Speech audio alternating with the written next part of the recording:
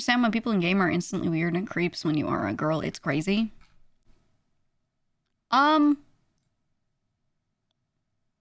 Look.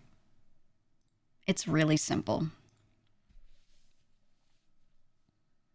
It's really simple. They're miserable people, and they haven't socialized with women much. That's all it is. Imagine how you have to be internally, mentally, to be chilling, be comfortable, be bantering with the boys or whatever, right? To just be like that. And then you just hear a feminine voice and you immediately change your whole personality. Like on the spot, you put on personality C instantly just because a feminine presence emerged. And that personality is mean to that thing, even though it knows nothing about it. It's just such a, like, I don't know. It's just really sad. Yeah, it's usually like repressed emotions. A lot of them just probably are not close with a sister or mother, or don't like actually respect them. So they don't have that lived experience of, wow, this woman in my life is not so different from me. You know what I mean? It's just like genuinely like not socialized is all it is, right? And there are plenty of people who play games who are very, very, very fine with that kind of stuff. You know? So I will say more often than not, the experiences are totally fine. Actually, a good amount of the time, if I have spoken in like marathon and they've heard my voice, they actually try to be a little extra helpful. And they're like, do you need ammo? Do you need health kits? You got everything you need? Like, they're like not like weird about it. They just kind of like try to help because I think they know what the experience is like. So I do get quite a good number of folks just not really changing much, but just like making sure I got some shit, you know, like not exactly white knighting, but just, I think they're just like sorry for a lot of their male counterparts that aren't so good, you know. They follow up with friend requests too. Usually not, no. But I think they probably heard it, you know, so they're just kind of like, oh. My mom said she wanted a son, but got a daughter first. Honestly, I think if I never got an older sister, I think I'd be a shittier person to women. I think having an older sister humbles you very differently, yeah.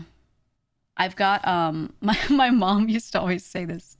My mom used to always say she had a rule for dating people, which was, if they don't have a sister, it doesn't mean you automatically say no.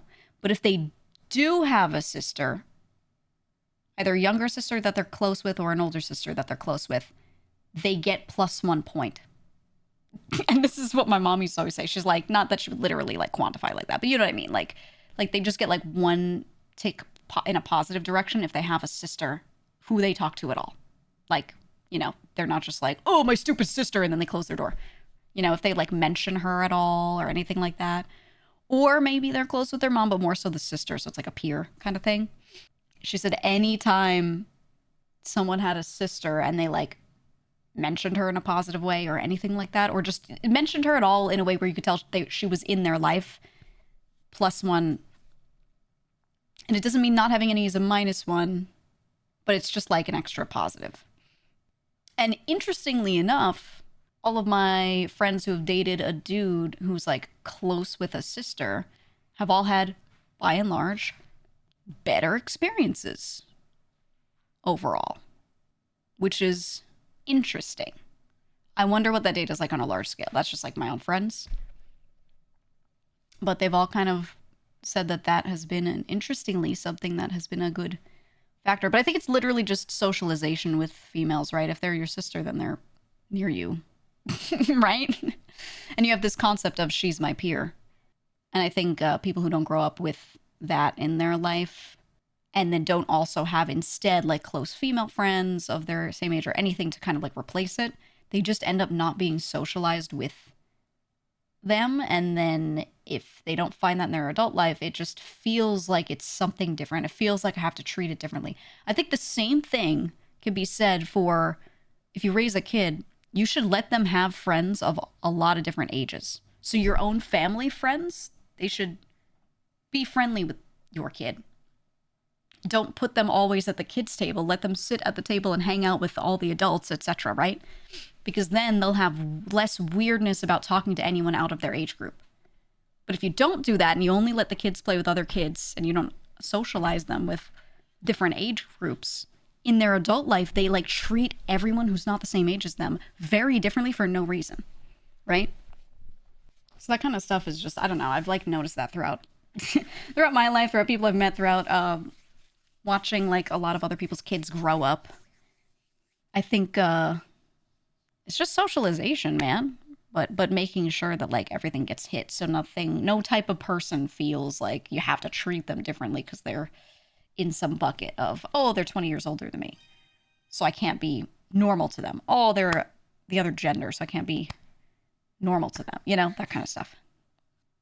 But yeah, I feel like a lot of parents don't think about that, and they don't realize that they just didn't socialize their kid right.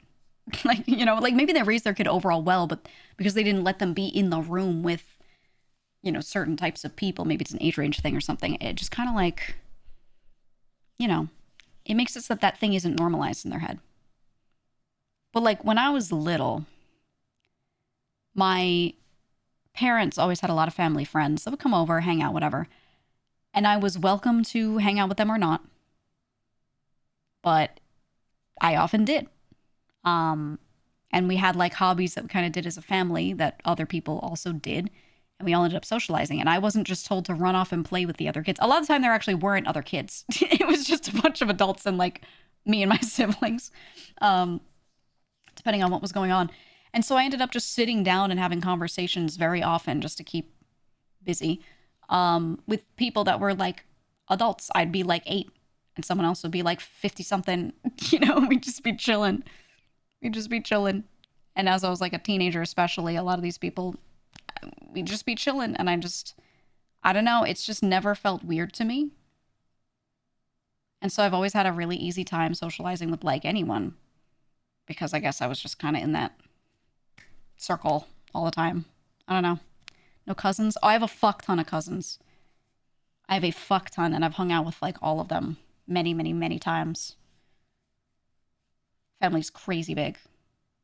Crazy big. Which cousins? What do you mean, which cousins? What?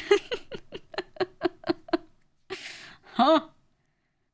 After that, everyone says you're old for your age. Oh, I hate when they say that. It just means you're well socialized. Were your cousins basically siblings? Pretty much. It depended on like which ones, which set of them, because, you know, certain of my aunts and uncles, my parents would be closer to or see more often, or, you know, I just literally just seeing them more often is usually what built that. I've had cousins live with me entirely, come from very, very far away to just live in our household and all of that, for like a couple years at a time, things like that. So after my sister said she hated all men, we low-key grew apart. Oh, I hate when people blanket that kind of stuff. I mean, someone has to have some bad experiences or something to be saying that. Or they're influenced by the internet too heavily. It's one or the other. But that's exactly why you should be closer to her. You know? Is like to have that example in front of her of, okay, they're not actually all bad. You just have dealt with too much. You know? The worst crime America has committed is Parmesan cheese. Parmesan